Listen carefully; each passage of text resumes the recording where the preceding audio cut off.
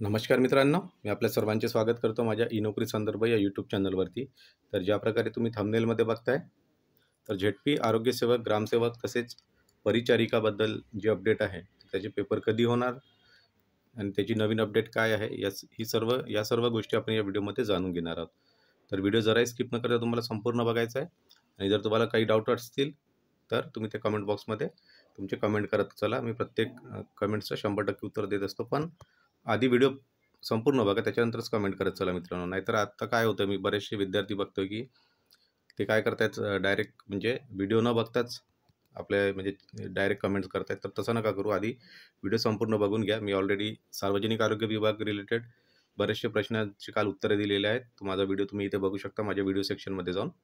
आणि बाकीचे जे उर्वरित रिझल्ट आहेत सार्वजनिक आरोग्य विभागाचे, ते आजपासून आता येण्याला सुरुवात होणार आहे. तर हे झालं आता सर्व. आपण चला सुरुवात करूया.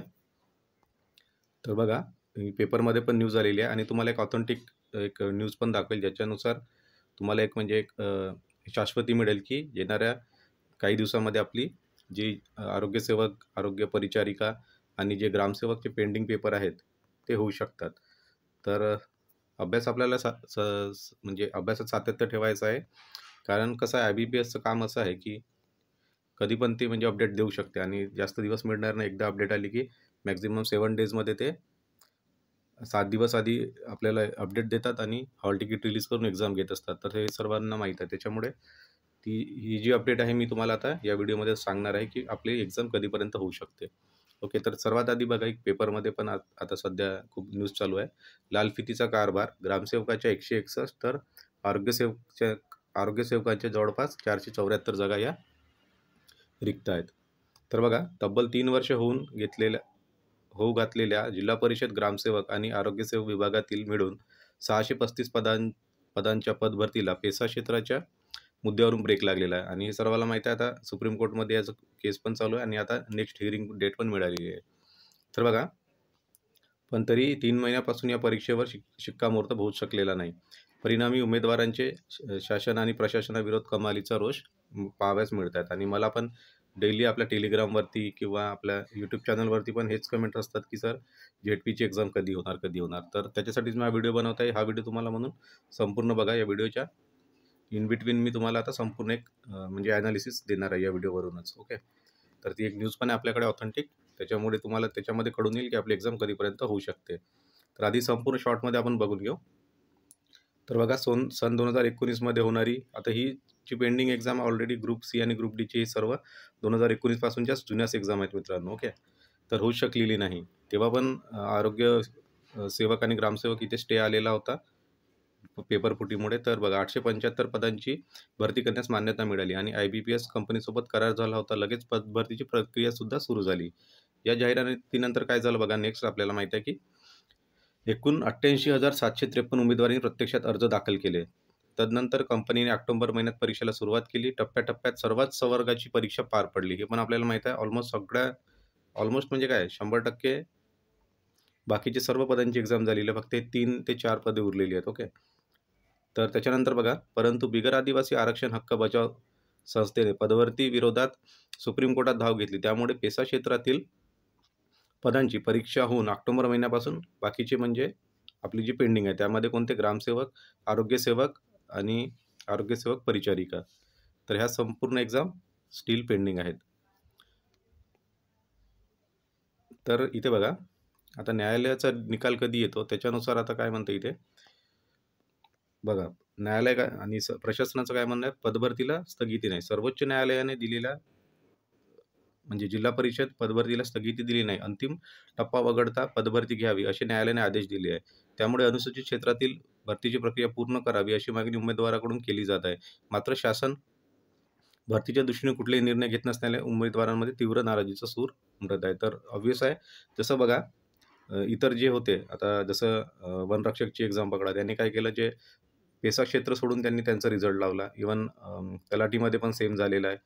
कृषी सेवकचा पण सेम झालेला आहे. तर मग इथे का बरं असं तुम्ही करताय?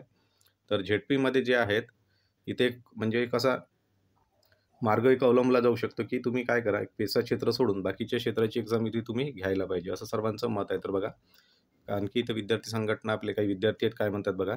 जाहिरात निघून जवळपास 8 महिन्याचा कालावधी लोटला. मागील वेळीपेक्षा यंदाचे शुल्क पण जास्त आहे. मात्र आरोग्यसेवक ग्रामसेवकाचा पेपर अद्यापही झाले नाही. पेशा क्षेत्रातील मुद्द्यामुळे न्यायालयीन सुनावणी होण्यापूर्वी परीक्षेचे वेळापत्रक जाहीर करावे आणि निकालसुद्धा देण्यात यावा, असं आता सर्वांचं म्हणणं आहे. तर बघा इकडे काय म्हणताय, तर ही आपल्याला खूप महत्त्वाची न्यूज आहे. बघा पदभरतीच्या अनुषंगाने होत आहेत VC, म्हणजे हालचाल सुरू आहे, पण आपल्याला एक्झॅक्टली माहिती म्हणजे आता सध्या तरी माहिती नाही की एक्झाम कधीपर्यंत होणार, पण यांची इंटरनल प्रोसेस सुरू आहे. त्याची पण मी तुम्हाला त्याची पण एक बातमी शेवटी याच्यानंतर दाखवणार आहे. हे सगळं क्लिअर झालं की बघा इतकं शॉर्टमध्ये वाचून घेऊ. जिल्हा परिषदेच्या विविध संवर्गातील परीक्षेला सुरुवात झालेली आहे. शासन स्तरावरून प्राप्त सूचनानुसार केवळ पेशा क्षेत्रातील पदभरती परीक्षेला ब्रेक लागला आहे. असे असले तरी सातत्याने शासन VC घेत असून VC म्हणजे व्हिडिओ कॉन्फरन्सिंग, ओके. वेगवेगळ्या प्रकारची चर्चा यामध्ये होत आहे. तर आत्तापर्यंत 6 संवर्गातील परीक्षेचा निकाल लागला असून उर्वरित परीक्षेचा निकाल लवकरच लागणार आहे. म्हणजे हे जे ZPचे पेंडिंग रिझल्ट आहेत ते पण लागणार आहेत आणि ज्या परीक्षे रिलेटेड एक्झाम म्हणजे एक्झाम रिलेटेड जो मुद्दा आहे, जसं ग्रामसेवक आणि आरोग्यसेवक झालं, त्याच्यामध्ये पण प्रोसेस सुरू आहे मित्रांनो. तर येणाऱ्या आपल्याला मी सांगतो तुम्हाला या 1 वीकमध्ये, कारण खूप हार्ड अँड फास्ट प्रोसेस सुरू आहे. तर या नेक्स्ट वीकमध्ये आपल्याला याची काही ना काही अपडेट मिळेल आणि त्याचं पण एक मी तुम्हाला क्लिअरली एक स्टेटमेंट पण दाखवणार, एक ट्वीट दाखवेल, त्याच्यामध्ये तुम्हाला क्लिअर होईल. तर आपण आता काय करू ती माहिती बघूया. तर बघा हा सर्व मुद्दा क्लिअर झाला. आता याच्यामध्ये आपले जे 3 पेंडिंग पदे आहेत, आरोग्यसेवक, ग्रामसेवक आणि जे आरोग्यसेवक परिचारिका आहे, यांच्या एक्झाम होणार आहेत मित्रांनो 100%. आणि बघा आता आपण तो मी तुम्हाला एक ट्वीट दाखवतो, ज्याच्यामध्ये इथे आपल्याला एक कन्फर्म माहिती मिळत आहे बघा.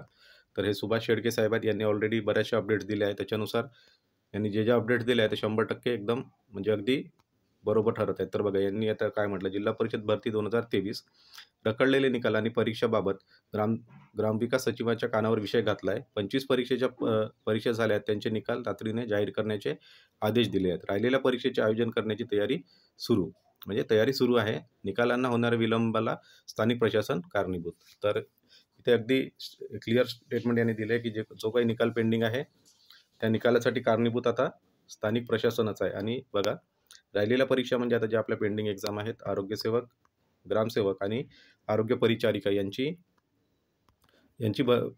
पदभरती म्हणजे एक्झाम घेण्याबद्दल हालचाल तीव्र गतीने सुरू आहेत. म्हणजे मी तुम्हाला तेच बोलतो की येणाऱ्या आपल्याला आता बघा या मंथमध्ये आता काही स्लॉट्स खाली आहेत तसं पाहिलं तर जर 4 ते 5 दिवसाचा जर याला स्लॉट मिळाला तर इथे एक्झाम होऊ शकते.